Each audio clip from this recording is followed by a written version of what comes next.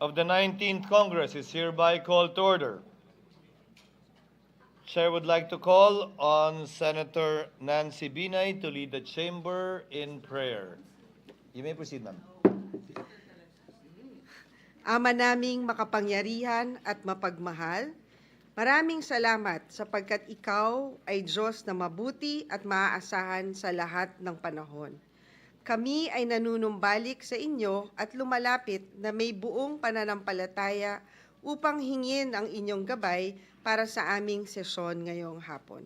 Sa kabila ng aming pagkakaiba ng opinyon at pinaniniwalaan, tulungan niyo po kaming magkaunawaan at magtulungan para aming maipagtanggol at mapangalagaan ang kapakanan ng bawat mamamayan. Dalangin namin na sa huling mga araw ng ika-19 na Kongreso, bigyan mo kami ng karunungan at pag-aninaw sa aming mga pagpapasya.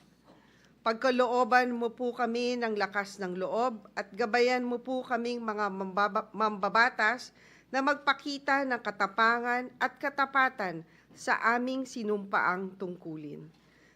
Manaig nawa ang aming pagmamahal sa Pilipinas upang maitaguyod ang isang mas malakas at mas maunlad na bayan. Ang lahat ng ito aming itinataas sa ngalan ng Ama, Anak at Espiritu Santo. Amen. Thank you, Senator Nancy Binay. Secretary will please call the roll. Roll call of members. The Honorable Senator Binay, Senator Cayetano Alan, Senator Cayetano Pia, Senator De La Rosa, Senator Ejercito, Senator Estrada, Senator Gatchalian, Senator Go, Senator Ontiveros, Senator Lapid, Senator Legarda, Senator Marcos, Senator Padilla, Senator Pimentel, Senator Poe, Senator Revilla, Senator Tolentino, Senator Tulfo, Senator Villanueva, Senator Villar Cynthia, Senator Villar Mark, Senator Zubiri, the Senate President. With 21 senators present, Chair declares the presence of a quorum. Majority Floor Leader. Mr. President, I move that we dispense with the reading of the journal of the 52nd session, Tuesday, June 3, 2020, and consider the same as approved. Any objection? Hearing none. Motion is approved. Mr. President, I move that we defer the approval of the journal of the 54th session, Monday, June 9, 2025. Any objection? Hearing none. Motion is approved. Before we continue, Mr. President, we'd like to acknowledge some guests in the gallery, guests of Senator Joel Villanueva, our new OWA Administrator, Patricia Yvonne Kaunan, guests of Senator Bato de la Rosa, Vice Mayor John Lestertan of Maramag, Bukidnon, guest of this representation, Congresswoman Jam Baronda of Lone District of Iloilo City, Vice Mayor Love Baronda of Iloilo City, Vice Mayor Velasco of Paete Laguna with the LGU officials, Vice Mayor Juan Ariel Argañosa Jr. with LGU officials of Mayhay Laguna, and Councilor Charmaine Alomolar of FAMI Laguna.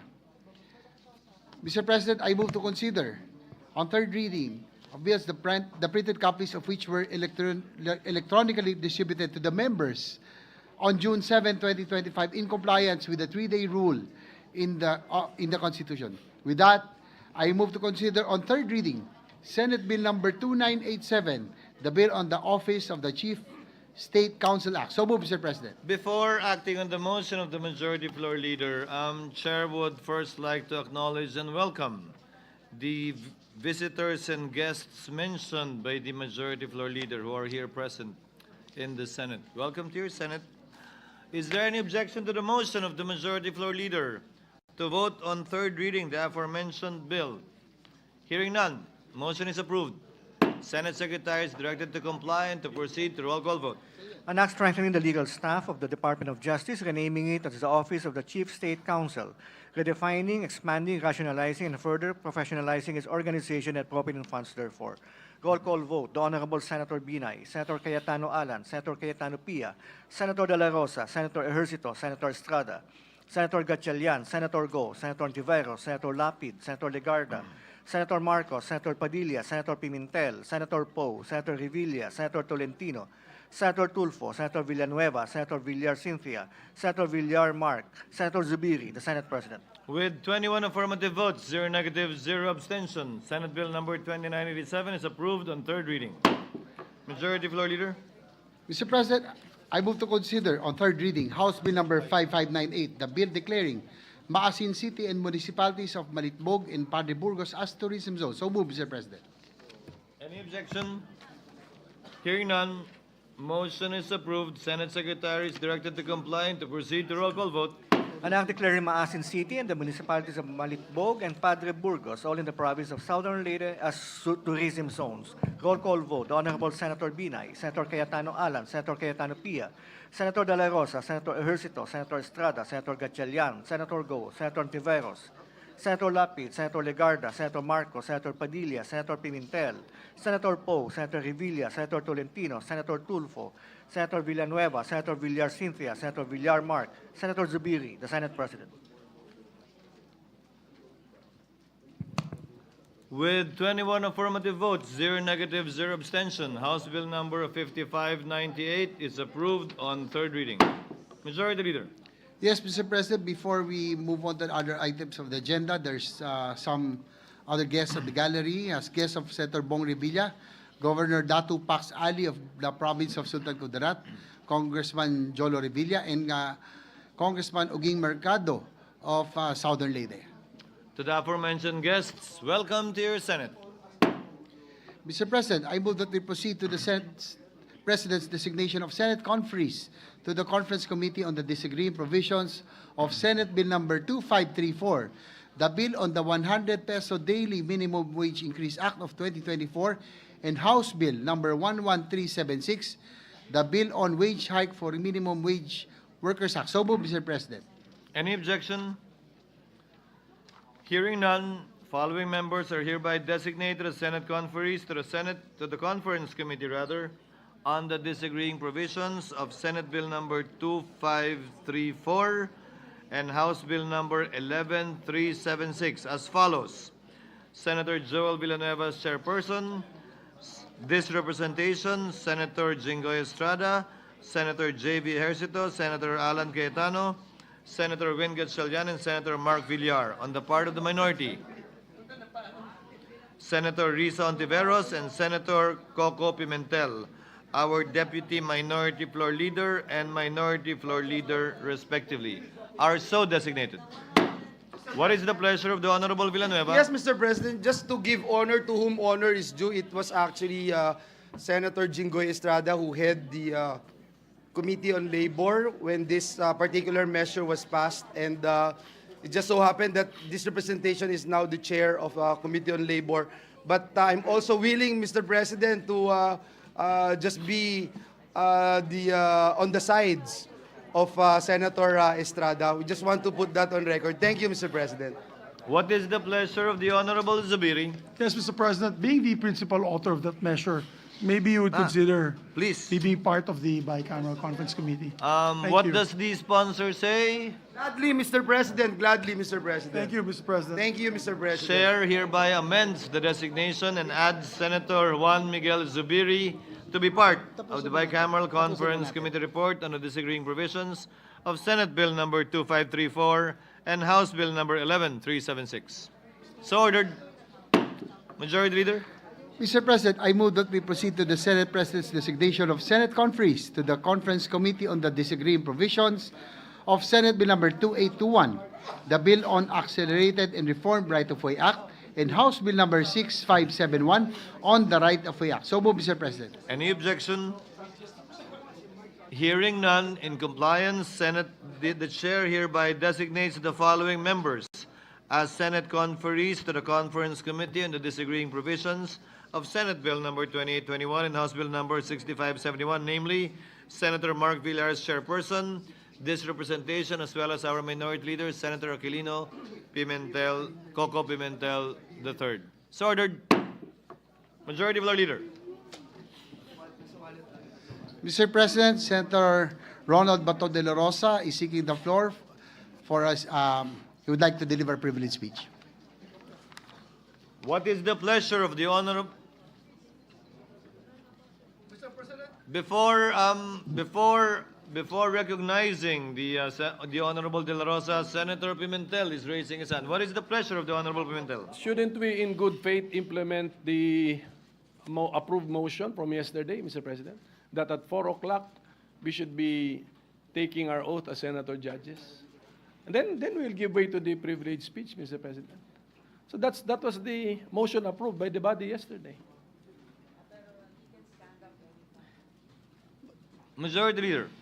Yes, Mr. President, we will be honoring that what was agreed upon yesterday, but this is a personal collective privilege, and any member of this August body can just stand up and avail of this collective of this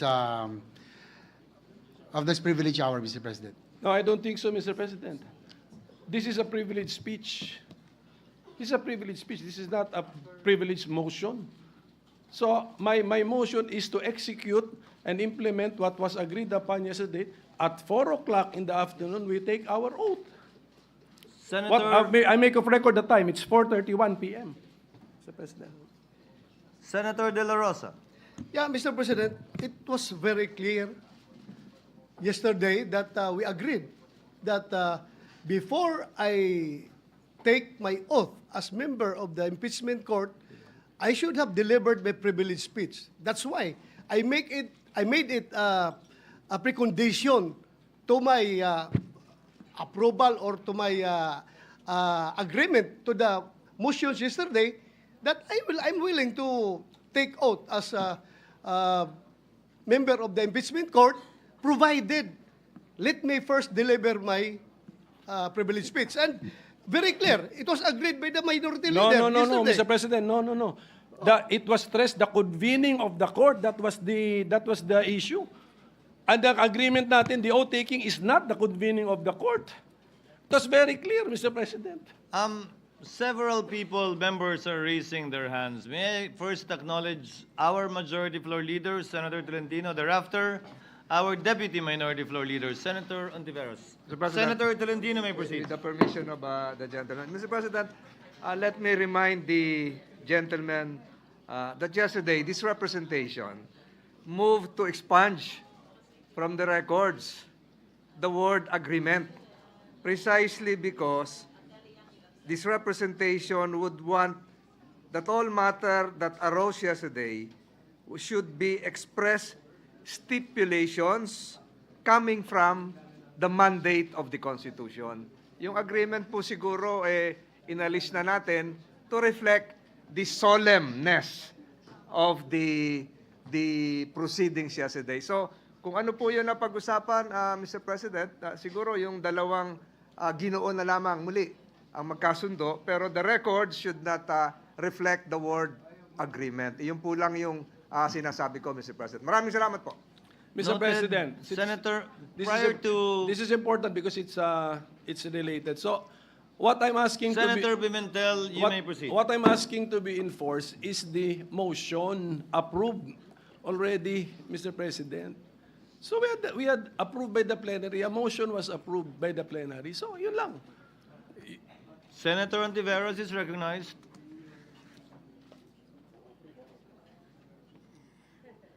I second the motion of the minority leader, Mr. President. The motion to implement the approved motion.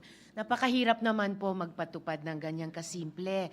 Mr. President, under Section 3 of our Rules of Procedure on Impeachment Trials, the presiding officer shall administer the prescribed oath or affirmation to the members of the Senate then present and to the other members as they shall appear, whose duty it shall be to take the same. So yung pagka wala po o yung hindi pa po pagkasumpa ng ibang mga senador, hindi naman po hadlang sa mga present ngayon at manunumpa ngayon para magsimulang tuparin yung tungkulin namin bilang miyembro ng impeachment court. Kung nais po ng good gentleman from Davao mag-deliver ng privilege speech ngayon, maari namang pong ituloy na po yung pagpapatupad ng agreed motion kahapon, manumpa kaming lahat na iba sa inyo bilang presiding officer, and then pakinggan po natin ang privilege speech ng good gentleman from Davao, at pagkatapos kung nais niya, ay pwedeng manumpa na ayon dito sa ating rules of impeachment, Mr. President. So Mr. sinusugundahan ko po yung motion ng minority leader na gawin na po natin yung approved motion kahapon. Salamat po, Mr. President. Chair would like to make some remarks before acknowledging Senator De La Rosa. There was a prior motion made by the majority floor leader. There is no motion to second as of yet because we first have to dispose of the first motion made by the majority leader with respect to the recognition of Senator Bato. But we note the we will consider and take note of the remarks of Senator Ontiveros as a manifestation for the meantime. Now, the movant is here.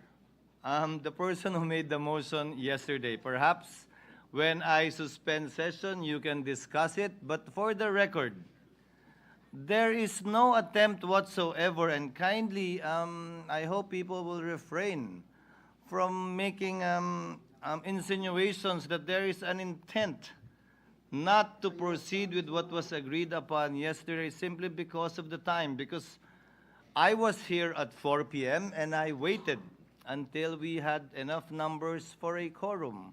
And we will proceed as scheduled with respect to that. So whether Senator Bato, as will be discussed when we suspend, will speak first, or we will do what is being suggested by the minority floor leader. In either case, both will be done today. So before I recognize the movant, Chair will suspend the session so that you can discuss. Session is suspended.